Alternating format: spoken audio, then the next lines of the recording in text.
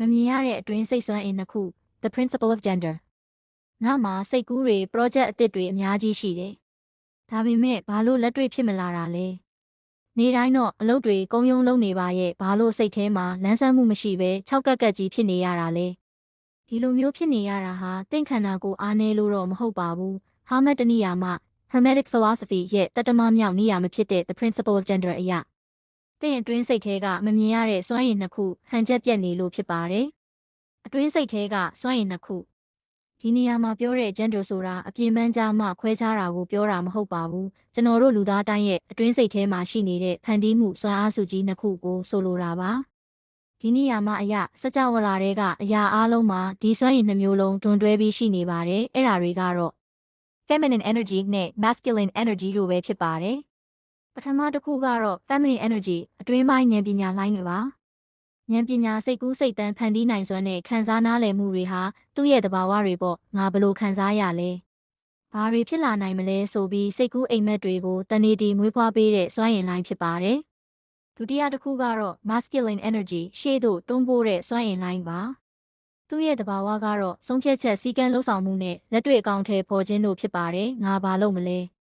ဘယ်ကိုသွားမလဲဆိုပြီးအိမ်မက်တွေကိုလက်တွေ့ဖြစ်ပြောင်းလဲပေးတဲ့စွမ်းရည်တစ်ခုပေါ့ဒါဆိုဒီစွမ်းရည်နှစ်ခုဟန်ချက်ပြက်ရင်ဘာဖြစ်မလဲအကယ်လို့တင့်စီမှာ masculine ခေါ်တဲ့လှုပ်ဆောင်မှုတွေအများများလွန်းနေရင်အနားမယူတဲ့အလုပ်တွေပဲဇွတ်လုပ်ပြီးအရာရာကိုလိုက်ထင်းချုပ်ချင်လာပါလိမ့်မယ်နောက်ဆုံးမှာတော့စိတ်ရုပ်တရုပ်လိုဖြစ်ပြီးစိတ်ဖိစီးမှုတွေနဲ့ပဲပင်ပန်းလာတတ်ပါတယ်အပြန်အလှန်အဖြစ် feminine ခေါ်တဲ့စိတ်ကူးရင်မှုတွေအများများလွန်းပြန်ရင်လေ